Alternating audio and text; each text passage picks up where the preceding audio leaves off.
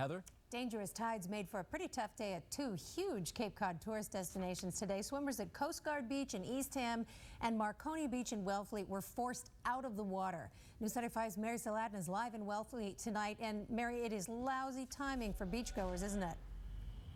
Oh, it really is, Heather. I mean, it's the last big week of summer. The temperatures are hot, but lifeguards here are not taking any chances. They had a close call here at Marconi Beach today, and even after they left at 5:15, they hand-wrote this warning telling folks that the storms out at sea have made portions of the beach here really unsafe. Surf's up for board enthusiasts, but it's what was under the waves that prompted lifeguards to close several Cape beaches today to swimmers. The rip current is very strong today. When you dive under the wave, it just pulls you right under. It's hard to get up. It's pretty dangerous. If you don't have a flotation device like a surfboard, then you have nothing to keep you above. It's definitely not swimmable, but for surfing, it's great. Surfers don't mind a good riptide. They use it to help them paddle out past the breakers. But for swimmers, the extreme current can pull you under and out to sea in a flash. There was a really strong rip just down there this morning, to the point where I didn't even have to paddle. I mean, it just like sucked me right out. Frighteningly, the same thing happened to 9-year-old Ian. She just got swept away really quickly.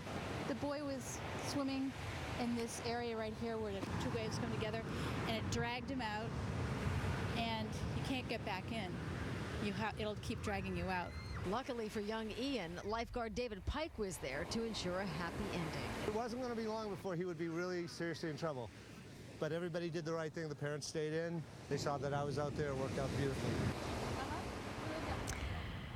And it was after that close call that lifeguards made the decision to close Marconi Beach as well as Coast Guard Beach just down the shoreline. Of course, it's okay for boogie boarders and for surfers. This works well for them, as we were explaining. The big question tonight, will the storms out at sea create more dangerous riptides and more beach closures as beachgoers try to savor and really make the most of this final week of summer? Live in Wellfleet tonight, I'm Mary Saladin in News Center 5. Well, the rough waters are not the only concern along these beaches on the Cape. On the other side of the sand, you've got houses like this one, perched precariously on a cliff that is quickly disappearing.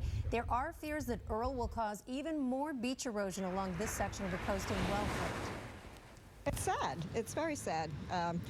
The character of the beach remains, and we will continue to come here as long as it is possible to. But every year you see new changes, and every year there's another piece missing. Mother Nature unforgiving. People who live along this stretch of beach say they lost 20 feet of dune to storms last spring. Storm Team 5 features the most experienced team of meteorologists in all of New England, and they will